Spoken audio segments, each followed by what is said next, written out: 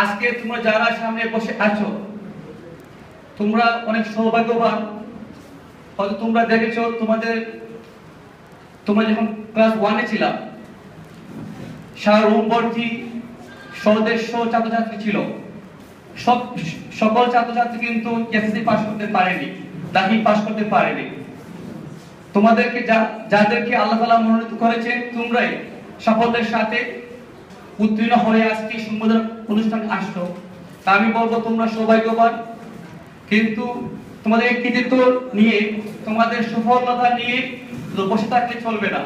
আর এই পরীক্ষা, এই এসএসসি বা দাখিল পরীক্ষা তোমাদের জীবনের সর্বপ্রথম একটি পাবলিক পরীক্ষা। এই সফলতার মাধ্যমে তোমাদের উচিত হবে আগামী দিনে যত পাবলিক পরীক্ষা রয়েছে, যত ধরনের পরীক্ষা রয়েছে, সব পরীক্ষা এসে আরো ভালোভাবে কৃতিত্বের স্বাক্ষর রাখতে হবে। তোমাদের কি স্বপ্ন দেখতে হবে। আমি এই একটি কথা বলি যে আমাদের পার্শ্ববর্তী দেশের রাষ্ট্রপতি ছিলেন ডক্টর এপিজে আবুল কালাম আজাদ। তার এই সংজ্ঞা থেকে আমি বক্তব্য বলি। উনি বলেছিলেন যে স্বপ্ন তা না যা মানুষ ঘুমিয়ে দেখে, স্বপ্ন সেই জিনিস যা মানুষকে ঘুমোতে দেয় না। আমি আমার প্রিয় শিক্ষার্থীদের উদ্দেশ্যে বলতে চাই, আমাদেরকে তার দেখানো, তার সংজ্ঞায়িত স্বপ্নের যে সংজ্ঞা দিয়েছেন সেরকম আমাদেরকে স্বপ্ন দেখতে হবে, যে স্বপ্ন আমাদেরকে বাস্তবায়নের জন্য আমাকে ঘুমোতে দিবে না, যে স্বপ্ন বাস্তবায়নের জন্য আমরা সদা সর্বদা আমরা যাতে সচেষ্ট থাকি সেইভাবে আমাদেরকে কাজ করতে হবে।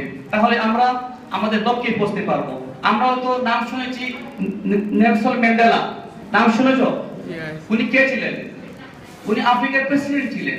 উনি কিন্তু দীর্ঘদিন তার জীবনের বেশিরভাগ সময়ে আমাদের বঙ্গবন্ধুর মতো জীবনের বেশিরভাগ সময়ে জেলে কাটিয়েছেন।